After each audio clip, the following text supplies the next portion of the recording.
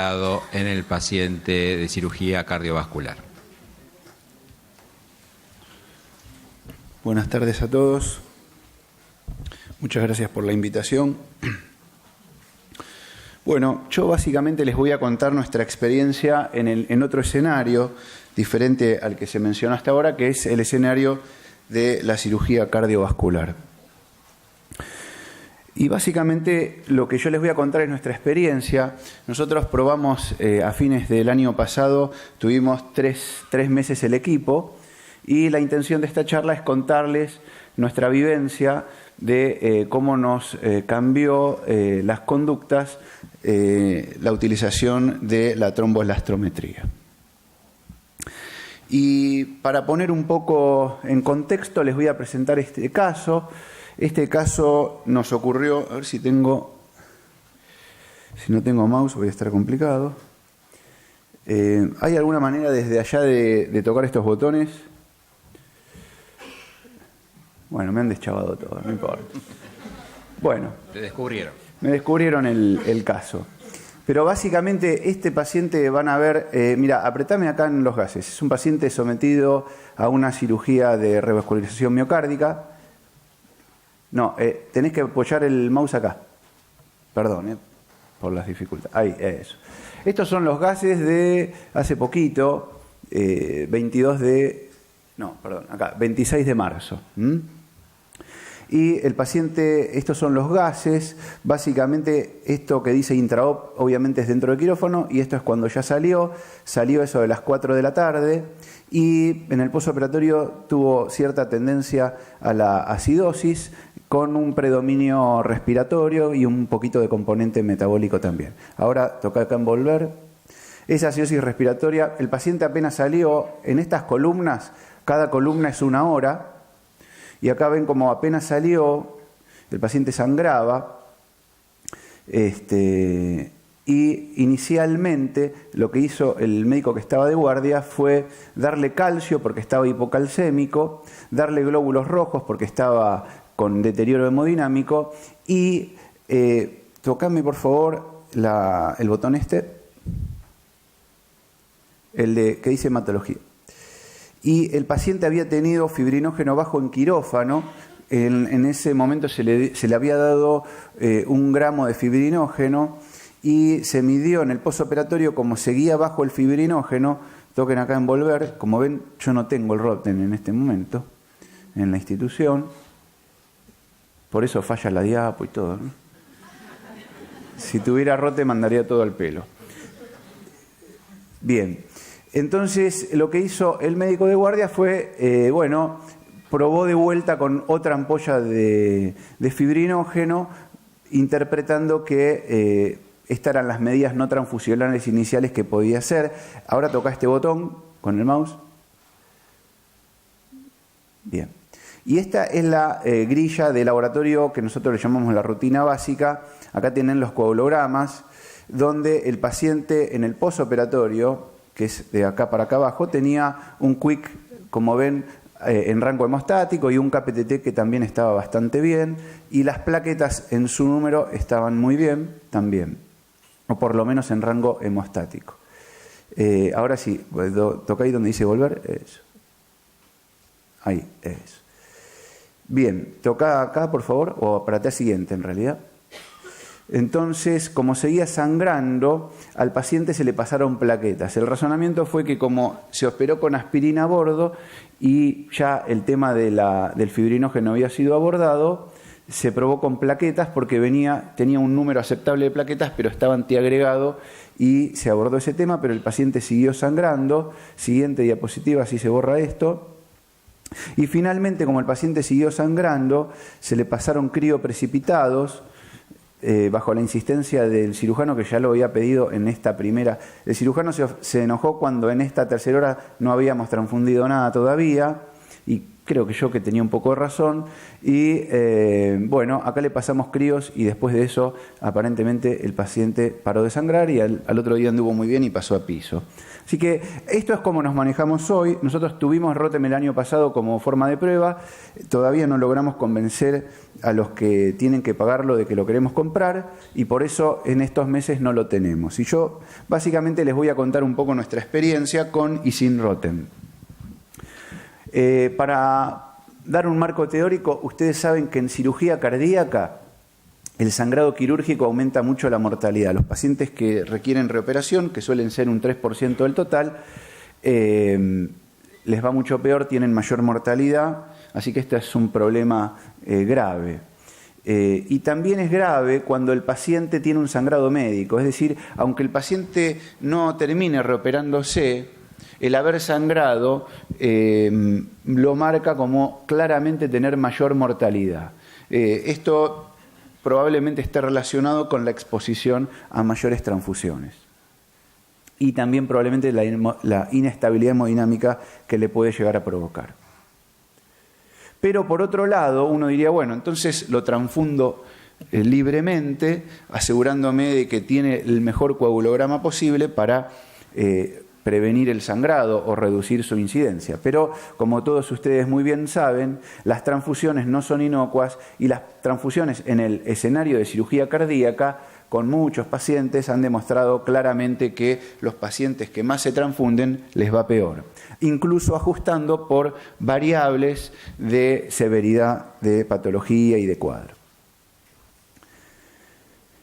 Y en este último gráfico, para ejemplificar un poco esto, acá ven en las abscisas ven las unidades de glóbulos rojos transfundidas y en las ordenadas vemos la mortalidad. En rojo los que se reoperaron y en azul los que no requirieron reoperación. Y vemos que reoperarse es malo, les va peor, transfundirse también es malo, les va peor cuanto más se transfunden. O sea que ambas cosas, ambos escenarios, obviamente que son deleterios para el paciente sometido a cirugía cardíaca. El sangrado es frecuente, es grave, y tanto la reoperación como las transfusiones están asociadas a peor evolución. Entonces, cuando nosotros estamos frente a un paciente operado del corazón que está sangrando, básicamente queremos definir estas tres cosas.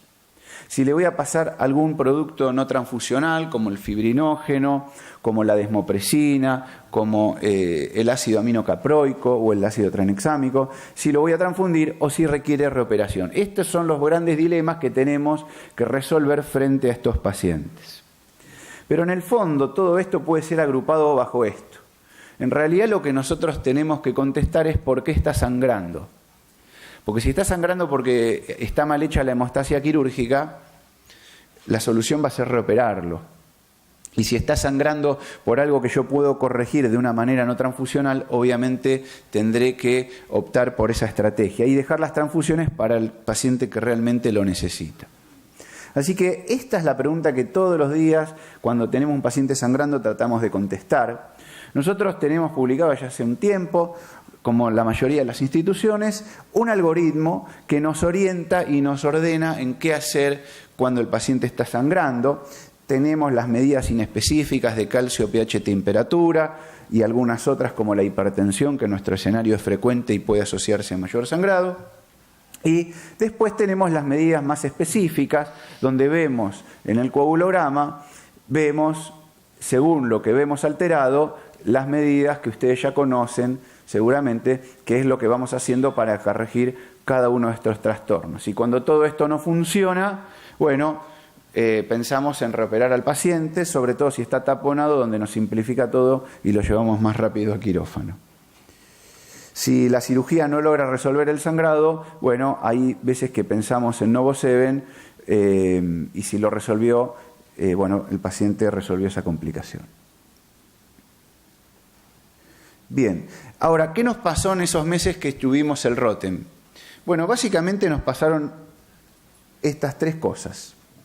Tuvimos que transitar estos tres caminos. Primero, tuvimos que transitar el camino de aprender a hacerlo, porque el coagulograma no lo hacemos los médicos, ni los enfermeros, ni los anestesiólogos, que también son médicos, sino que lo hacen los técnicos de laboratorio. En cambio, en general, la tromboelastrometría, muchas veces, como es point of care, bedside, etcétera, termina siendo realizado por gente que no está acostumbrada a hacer análisis de sangre.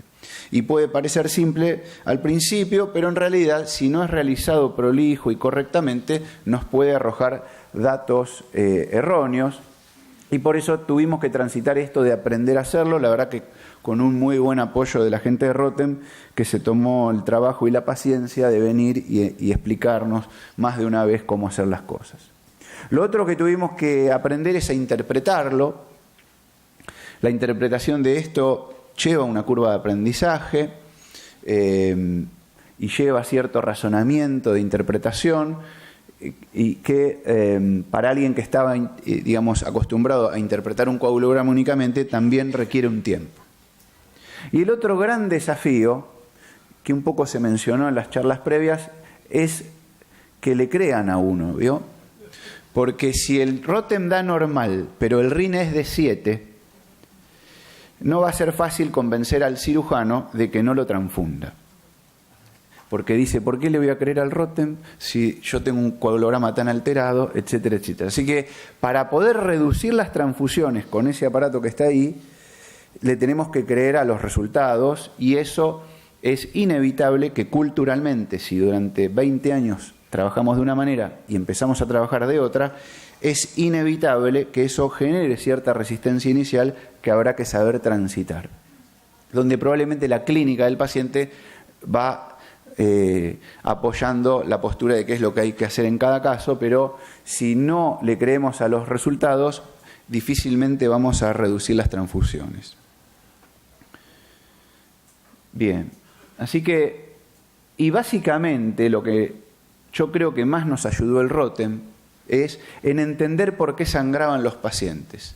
Por ejemplo, en el caso que yo les comenté al principio, creo que si hubiéramos tenido el Rotem, hubiéramos entendido rápidamente qué era lo que pasaba y no nos hubiéramos demorado tantas horas en poder resolver el sangrado y quizás nos hubiéramos ahorrado productos transfusionales.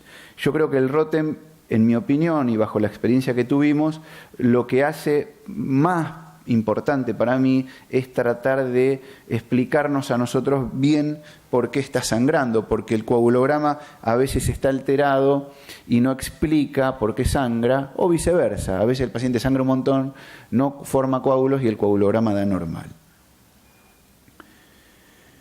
¿Qué nos contó el Rotem a nosotros? ¿En qué nos ayudó? Bueno, nos contaba si el fibrinógeno que tenía el paciente es suficiente. Ustedes saben que el valor de corte por debajo del cual hay que dar fibrinógeno es ciertamente controversial. Y lo que habla el Rotem es algo más funcional para entender si el valor que tiene el paciente en ese momento le es suficiente para resolver el sangrado. También nos cuenta si sobra heparina o no sobra heparina. En el postoperatorio de cirugía cardíaca siempre está ese tema, porque en la bomba los pacientes están con heparina y luego es revertida, pero cuando sangran está este tema. El otro tema es cuando la protamina que utilizamos para revertir la heparina sobra. Ustedes saben muy bien que la protamina mejora la hemostasia cuando revierte la heparina, pero en dosis excesivas empeora la hemostasia. Y con el Rotem uno puede encontrar un patrón en el cual interpreta que el sangrado es por exceso de protamina. Lo otro que a veces puede ayudar, en nuestro caso es un poco más raro, es si hay un exceso de fibrinólisis. Acá hay que dejar correr unos minutos más la tromboelastometría y puede ayudar en el diagnóstico. Y digo que es menos frecuente porque nosotros usamos ácido aminocaproico de rutina como profilaxis del sangrado. Y entonces es menos frecuente esa situación, pero puede ocasionarse cuando hay coágulos acumulados. Lo otro que me cuenta es si los factores que tiene el paciente le alcanzan para coagular, para formar un coágulo que tenga un comportamiento adecuado, y puede en algunos casos orientar algunas causas de disfunción plaquetaria, pero como ustedes saben, los pacientes llegan a cirugía cardíaca tomando aspirina, a veces llegan tomando clopidogrel, y esto por ahora, tengo entendido que esto todavía no lo detecta el ROTEM, no sé si ya salió, está el módulo nuevo, bueno, el año pasado no estaba, y en ese momento esa pregunta todavía no la podíamos contestar. Entonces, un poco resumiendo, el ROTEM nos ayudó en esta parte del algoritmo para definir si el fibrinógeno que tiene el paciente le alcanza o no. El ROTEM nos ayudó mucho para entender si el coagulograma, que parecía estar o no en rango hemostático, necesitaba o no de plasma fresco congelado. Nos ayudó a definir todo esto que a veces es bastante laborioso y a nosotros nos lleva un poco de tiempo porque hay que medir el tiempo de trombina, pero para determinar si este aumento del CAP-PTT es por heparina residual, es por la protamina o es por déficit de factores. Y acá el ROTEM es bastante contundente en la toma de decisión. Así que la verdad que nos ayudó en varias partes del algoritmo. Y también nos ayudó a convencer al cirujano cuando le mostrábamos que la coagulación del paciente era normal, a acortar los tiempos de la reoperación. Y por último, la última diapositiva es para aquellos que no utilizan el aparato. Les voy a dar algunos consejos de alguien que lo tuvo, lo extraña y vivió las dificultades del inicio de cambiar de tecnología o de cambiar de paradigma en el manejo de los pacientes, que es, en primer lugar, conseguir apoyo institucional. Segundo, definir un espacio físico adecuado. Esto es sumamente importante. Si va a estar adentro del quirófano, si va a estar afuera, si va a estar en el laboratorio y lo van a conectar de alguna manera para que en la gente de quirófano y de terapia intensiva pueda ver el resultado en tiempo real. Eso es algo que van a tener que definir. Lo otro que van a tener que definir y que tiene que estar muy bien y muy claro desde un principio es quién lo va a manejar. Los que lo van a manejar tienen que estar entrenados y tienen que cubrir las 24 horas. Nos pasó al principio que lo manejaban los anestesiólogos, pero ellos... Ustedes saben que están un ratito y después se van, quedamos los intensivistas, entonces tuvimos que aprender los intensivistas, pero ustedes saben que los jefes de terapia como yo no están a la noche y por eso tienen que aprender los que se quedan de noche. En fin, esto es una cosa muy importante porque requiere una curva de aprendizaje que requiere un entrenamiento, debe ser realizado adecuadamente, si no los resultados van a ser, nos van a confundir. Capacitarse para la interpretación, esto creo que lleva mucho tiempo y la experiencia del escenario nos va entrenando. Uno puede leer muchísimo de esto, pero creo que lo termina de aprender en el terreno cuando va teniendo los casos y va entendiendo por qué sangra cada paciente. Como les decía al principio, un consejo es creerle a los resultados, porque si no, no tiene sentido que hagan esto. Tener un algoritmo de manejo, aunque no tengan ROTEM, también tienen que tener un algoritmo. Esto es, les diría, indispensable, y si no lo tienen, es una emergencia tenerlo. Y el uso racional de los reactivos también, para que esto sea sustentable, tiene que haber un uso racional de los reactivos, y eso está bastante especificado incluso por la gente que viene de ROTEM, de cuáles son los reactivos más útiles en cada escenario. Así que eso es todo. Muchas gracias.